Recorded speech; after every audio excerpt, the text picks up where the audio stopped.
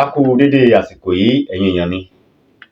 Mo kí ọkùnrin, mo kí obìnrin, mo kí ọmọdé, bẹ́ẹ̀ ni mo kí ẹ̀yin àgbàlagbà. Níbikíbi tí ẹ bá ti ń wò mí lónìí, ojú tí ẹ fi ń wò mí ojú náà ò ní fọ́. Bẹ́ẹ̀ ni etí tí ẹ fi ń gbọ́ mi etí náà ò ní di. Ìbànújẹ́ ó kéré ó tóbi kò ní wọlé tọ̀ wá. Gbòrògbòdò ayé kò wá nílùú fún wa jó o. Ṣé ẹ ti wá nǹkan fìdílé? Ṣé ẹ ti fìdílé nǹkan? Mo kí n pé ẹ káàárọ̀, ẹ káàsán, ẹ káalẹ́. Mo dúpẹ́ tí ẹ̀ ń tẹ́tí sí mi, tí ẹ wò pé kí lọmọdé tó ń fẹ́ sọ.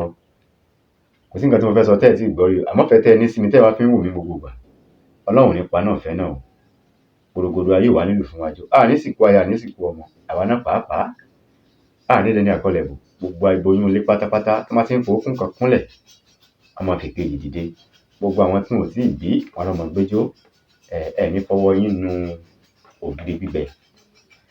Aláboyún ilé gbogbo yín pátápátá. Oyún tí ẹ̀yin obìnrin ò ní tí ó gbé yín lọ sọ́run, Ọlọ́run jẹ́ kí ẹ bá wọn ní o. A gbóhùn yá, a gbóhùn ọmọ. Bàbá ọmọ náà ò ní ya òdì. Bí mo mú wá fún wa lónìí, mo mú ẹ̀yin ìyá àbíyè, ẹ̀yin lẹ́ni eléyìí. Ẹ̀yin bàbá àbíyè, ẹ̀yin lẹ́ni eléyìí. Àwọn ìyá kan pè mí nínú ọ̀sẹ̀ yìí. Wọ́n láwọn fẹ́ nǹkan báyìí. Mo ti wá bá yín wọlé. Mo ti bá yín mú wá sórí ètò ní òní. Àrẹ̀mọ ni fún obìnrin aláboyún tó bá ń rọbí lọ́wọ́. Tó bá wá ti wá bímọ yìí tí placenta tí kò yọ. Àbáláboyún bímọ, ẹ̀jẹ̀ wá ń rush, ẹ̀jẹ̀ ò dá. Wọ́n ti fún un lábẹ́rẹ́, ẹ̀jẹ̀ ò dá. Ẹ dákun ẹ jẹ́ ká gba ẹni yìí là. Ẹ jẹ́ ká gba ẹni yìí là. Ọjọ́ ìkúnlẹ̀ kò ní ní wá lára o. Tó bá rí pé ẹ̀jẹ̀ ìbímọ kò dá, ní tá à ṣe kù. Ẹ má jẹ́ ká parọ́ tàn wá o. Ẹ̀sìn méjèèjì, Kìrìsìtẹ́nì àti ẹ̀sìn Mùsùlùmí, tá mọ̀ sí àwa ẹ̀sìn ọmọlẹ́yìn Ànábì àtàwọn ọmọlẹ́yìn Kristi, wọ́n ti gba tó sọnù, wọ́n ti gba góòdì lọ́wọ́ wa, wọ́n ti gbé ìpàdálé wa lọ́wọ́. Ìlú tó ti bí Ànábì, wọ́n ní àṣírí tí wọ́n ń lò ó, tí wọ́n ò fi ẹ̀dá Ọlọ́run kan. Ìlú tó ti bí Jesus Christ, wọ́n láṣírí tí wọ́n ń lò ó. Nílẹ̀ Lárúbáwá ni tó kù wọ́n bá kú. Wọ́n yìí fi ọṣẹ wẹ òkú o. Wọ́n jáwé nínú igbó. Ewé yìí tí wọ́n bá fi ń wẹ òkú, tí wọ́n bá ti máa ń wo fídíò wọn dáadáa, ẹ rí i pé ewé yẹn yóò mọ hó bí ọṣẹ báyìí ni. Kò sí láfíríkà o. Ọlọ́run ti fi àwọn nǹkan tó bá ìwé olúkálùkù mu, ó ti fi síbẹ̀. Má jẹ́ ká parọ́ tàn wá. Ewé àti egbò ó ń bẹ o. Ọlọ́pọ̀lọpọ̀ ẹlòmíì, tí ẹ̀jẹ̀ bá sì ń ya lára obìnrin, Yàsín ò rán o. Sáàmù ò rán. Nínú kan fún lábẹ́rẹ́ àbí kan lo oògùn fún, ẹ̀jẹ̀ ò dá. Bá ti wá fún obìnrin lábẹ́rẹ́, a bá lo oògùn fún, tí ẹ̀jẹ̀ ò wá dá. Ó ní táwọn ìyá wa tó ń lò. Ẹni sí àwò, ẹ̀jẹ̀ ìbímọ tóbìnrin bá fi bímọ yìí tó ń dà yìí, ẹ kàn mú díẹ̀ lára ẹ̀jẹ̀ yìí. Ẹ fi po ẹ̀kọ jíjẹ, ẹ̀kọ tútù, ẹ fi fọ́kọ fún mi. Ẹni kóbìnrin náà gbé mu, ẹ̀jẹ̀ ò dá. Tẹ́jẹ̀ ò bá wá dá. Wọ́n ń pe ewé kan ní ewé yẹwúrù. Mo ti sọ rí, ó ṣeé ṣe kó jẹ́ pé orí péèjì mi ní Facebook mo ti sọ, tàbí kó jẹ́ pé orí TikTok mo ti sọ, ó sì lè jẹ́ orí Instagram. Ẹ wá jẹ ewé yẹwúrù yìí, ẹ gbó, ẹ fòmí lásán gbó, ẹ gbé fóbìnrin yẹn, ẹ gbé fún kó mú. Pẹ̀lú ògo Ọlọ́run ẹ̀jẹ̀ yóò dá. Wọ́n sì pe ewé kan ní ewé ìyeyè. Ewé ìyeyè lásán. Ó yẹ jẹ́ ká gbó, ẹ fòmí gbó, ẹsẹ̀, ẹ gbé fóbìnrin yìí. Wàláhì ẹ̀jẹ̀ yóò dá pẹ̀lú ògo Ọlọ́run. Ó dájú o. Àmọ́ Elédùmarè dájú jùlọ. Tó bá fẹ́ já àwọn ewé yìí, ẹ ká fi t'Ọlọ́run síwájú náà. Ẹ ká porúkọ Ọlọ́run sí ara ewé yìí kó tó di pé a já. Ọlọ́run ní dà wá láàmú. Tá bá rí pé obìnrin bímọ, placenta wá jábọ́, kò bọ́. Bá mi lọ wá òwú tútù. Ó lè jẹ́ òwú ìbílẹ̀. Ó lè jẹ́ òwú òyìnbó. a wá mú òwú tútù táwọn olóyìnbó ń pè ní cotton wool kọ́lẹ̀ ń pè ẹ̀yin olóyìnbó. A wá mú òwú tútù yẹn a fi sínú epo, a fi epo ra òwú tútù.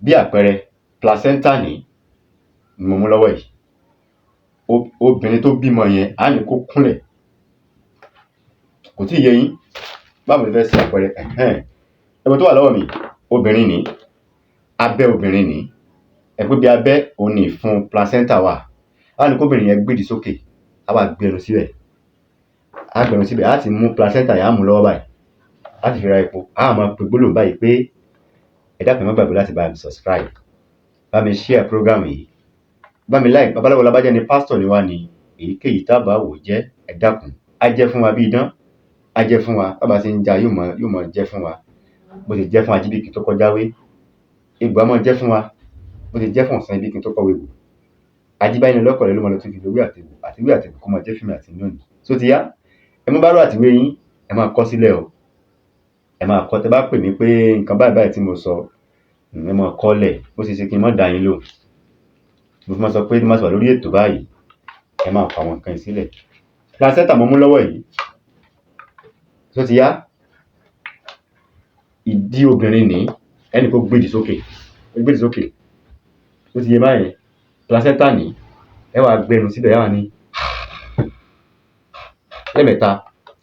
Ògì aborí púkẹ́, ògì aborí púkẹ́, ògì aborí púkẹ́, à ń tòtò balẹ̀ hàn garanran, à ń tòtò balẹ̀ hàn garanran, à ń tòtò balẹ̀ hàn garanran.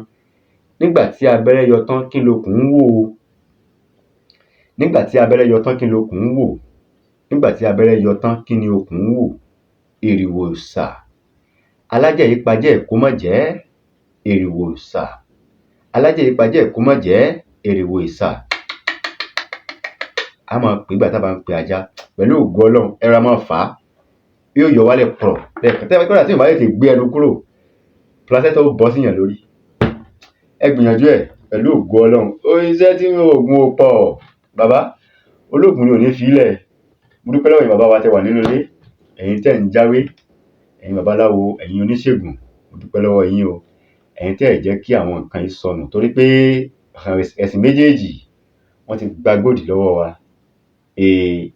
Ìwọ tó bá lóògùn ò dáa ọ̀sẹ̀ ra ẹni, ìwọ tó ń jẹ ewédú tó lọ́ọ̀jọ́ òògùn, ò ń jẹ̀fọ́, ò ń mu gàrí, ò ń jẹ fùfú, ò ń jiyán, egbòogi kan ní ọ̀ ń tẹ̀ ọ̀ náà ń tan àbẹ́là. Ọlọ́run ní dà wá láàmú bí ó ṣe jẹ́ nìyẹn. Ògì aborí púkẹ́, à ń tòtò balẹ̀ hàn garanran. Nígbà tí abẹ́rẹ́ yọ tán kí lókùn ń wò. Èrìwò ìsà alájẹ́ ìpàjẹ́ èkó mọ̀ jẹ́, èrìwò ìsà. Ìyẹn dúró bá ṣé kí n mú mi wá, ó pọ̀ ńlẹ̀ bóyá ká dáná dúró bí eléyìí ná. Ẹ jẹ́ kí n fi kan kún, ẹ bá mi lọ wá ihá ẹ mọ̀ tán ń pè ní ihá, ó pọ̀ nílùú òkè. Ihá wọ́n máa ń yọ ihá látara àwọn tó máa ń ṣe epo ẹyìn, ìdọ̀tí ẹyìn òun náà ń pè ní ihá, àmọ́ fi ń dáná nílùú òkè. Bá ti wá mú ihá yẹn wọ́n máa ń tà káàkiri. Bá ti wá rí pé placenta ò yọ, ẹ̀yin ìyá àbíyè ni o, ẹ̀yin mo ń bá wí o, ẹ̀yin tẹ́ ń gbẹ̀bí. Tó bá wá rí pé ẹrú ìpèníjà báyìí, ẹ bá mi wá ihá, ẹ ti ihá bọ epo. Bẹ́ẹ̀ ṣe tà kọ́kọ́ yìí náà ní ẹni kóbìnrin yẹn gbèdì sókè. Ẹ wá fa placenta yẹn rà mú dání. Ẹ máa pè gbólóhùn báyìí pé ìdí mèrè mẹ̀gùn ọmọ ọ̀pọ̀ndà, ìdí mèrè mẹ̀gùn ọmọ ọ̀pọ̀ndà, ìdí mèrè mẹ̀gùn ọmọ ọ̀pọ̀ndà. Tí bọ́lọ́ yìí jẹ há ni, tí bọ́lọ́ yìí jẹ há ni, tí bọ́lọ́ yìí jẹ há ni. Ihá ló gbé hánu yìí pọ̀ọ́lẹ̀, ihá ló gbé hánu yìí pọ̀ọ́lẹ̀ pẹ̀lú ògo Ọlọ́run. Ẹ pé pọ̀ọ́lẹ̀ yẹn kàn ra fa placenta yẹn yóò yọ pọ̀rọ̀ bọ́lẹ̀ ni. Kò jù báyìí náà lọ. Ọlọ́run ní dà wá láàmú bí ó ṣe jẹ́ nìyẹn. A ní jù báyìí lọ lórí ètò yìí lónìí.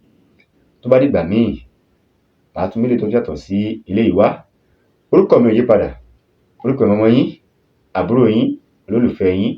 Orúkọ mi ni Dr. Aviz Abolade. Ojú tí ẹ fi ń wò mí, ojú náà ò ní fọ́. Etí tí ẹ fi ń gbọ́ mi, etí náà ò ní di. Porogodo ayé wà nílùú fún gbogbo wájú. Ẹ lè fẹ́ pè mí sórí àwọn nọ́mbà mi 080 87 53 35 84, 080 87 53 35 84 tàbí 081 46 61 63 71. Thanks for watching. Please don't forget to subscribe. Bye.